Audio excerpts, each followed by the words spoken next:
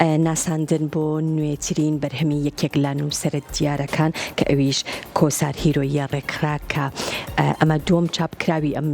نووسەر و شاعیرەیە کە تیایدا بەشێکی زۆر لە نووسین و هەروەها بەرهەمە شعریەکانی ئەم نووسەر و شاعیرە لەناو ئەم کتێبەدا جێکرابوو لەناو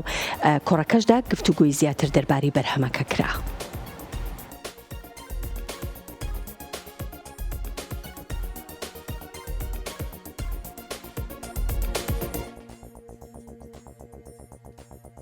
ناساندنی بۆ نوێترین بەرهەمی کۆسار هیرۆیی ڕێکخست کە نووسەر باسی لە ناوەڕۆکی کتێبەکەی کرد کە دووەم بەرهەمی چاپکراوێتی و بەناوی ئەو کە تایبەتە بە شیعر و بەرهەمە نووسراوەکانی ساڵانی ڕابردوو. لەلایەن خۆیەوە مەسعود پەرێشان بە کورتسات مەگەزینی ڕاگەیاند لەقی هەولێر هەوڵی داوە کارەکانی فراوانتر بکات و لەم هەفتەیەش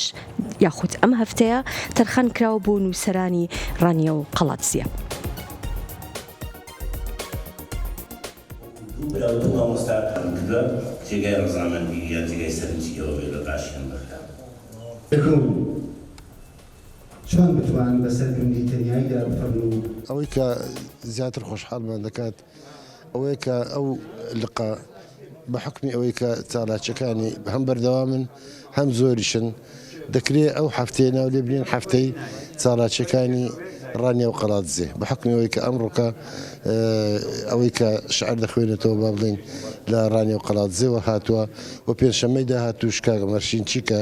ئەویش لە سایکۆلۆژیای نووسەر کۆڕێک شایستەی هەیە و لە هەردووچیان کتێبدا بەش دەکرێت. خۆمان بە خۆشحاڵ دەزانین کە توانیمانە لە سنووری شارەکە بە دەرەوە دەتوانین مەسەرەندا خەڵکی شارەکانی دیکەش کە کۆڕیان بوێ لێرە کۆڕیان بۆ بکەین. لێرە یەک لە مەبەستە سەرەکیەکانمان لەوەدا ئێستا کەمتر خەڵکی شارێک نووسەری شارێکی دیکە دەبینن، خەڵکی شارێک شاعری شارێکی دیکە دەبینن، زیاتر کتێبەکانیان ئەگەر بگاتە دەست. ئێمە هەم بەیەکیان ئاشنا دەکەین بەیەکیان شاد دەکەین، یعنی دا نزیکەوە ئاگداری هەم بەرهەمەکانیان دەبن هەم کەسایەتی خۆیان دەبین و لە خوێندنەوە و لە ئاستی ڕۆشنبیری و قسەکردنیان دەم و دویان ینی هەم تێدەگەن هەمیش ئەمە گۆڕینەوەی کەلتورەکانی نێوان شارەکانش کە ئێمەش خۆشحاڵین بۆی کە بچین لە شاری سلێمانی ئازیز لە دهۆکی خۆشەویست لە کەرکوچی ئازیز لە هەر جەیەک لەو شارانەی خۆمان لە شارۆزگەکان کۆڕ بکەین و لەگەڵ خوێندەرانی خۆمان شاد بین و ئاشت بین.